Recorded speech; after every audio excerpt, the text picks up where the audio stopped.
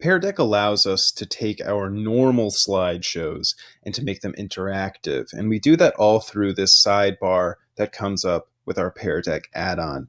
I've created a very basic slideshow here, and I've asked some questions. Now, typically you might ask these questions out loud, but with Pear Deck, we can allow the students to respond using some sort of electronic device. That might be an iPad, it might be their phone, might be a computer or a Chromebook.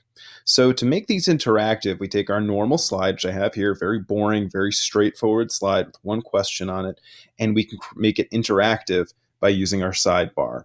Since this question is asking for a year, this is going to be a response that I would expect to be a number. So if I click a number here, this little icon down here, it makes this slide interactive, and it will prompt students when they engage with this slideshow to enter a number as their answer.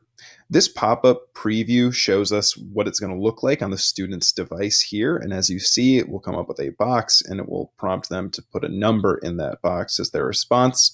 And then the projector view that we'll have will either be displaying this slide, the question, or I can have it, and I'll show you later, present the answers that the students have given. It will give a tally and some data showing how students responded. I click update slide, and this happy little pear rocks back and forth.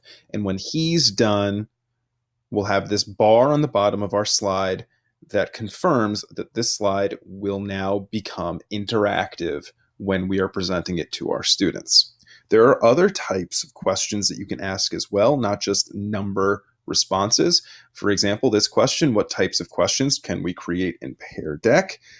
I've already made this a multiple choice question. We know I've done that because there's this bottom bar that has the pear on it, and it shows that this slide is now interactive.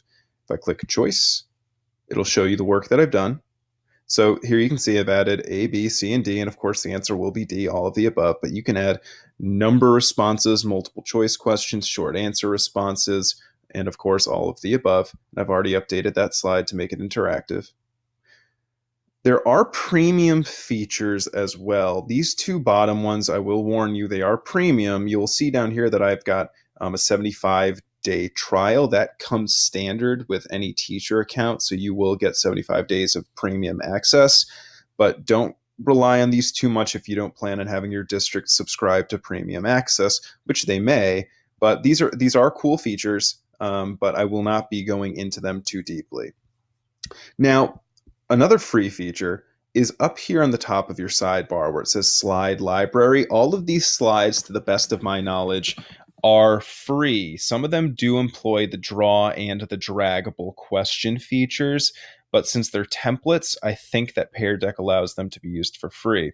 So they are really visually appealing, and some of them are very useful. So if you click on, for example, beginning of lesson, it says bell ringers and do nows. These are really good for the beginning of your lesson. So for example, what do you know about today's topic? If I click on that, the happy little paradox back and forth, and then it adds that slide into my slideshow, and it will prompt when we have the students engage with the slideshow, will prompt them to write a response to that question.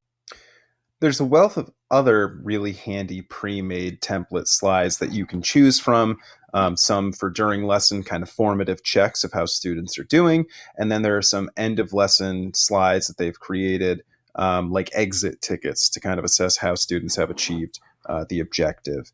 So this is the basics of Pear Deck and how to make your slides interactive.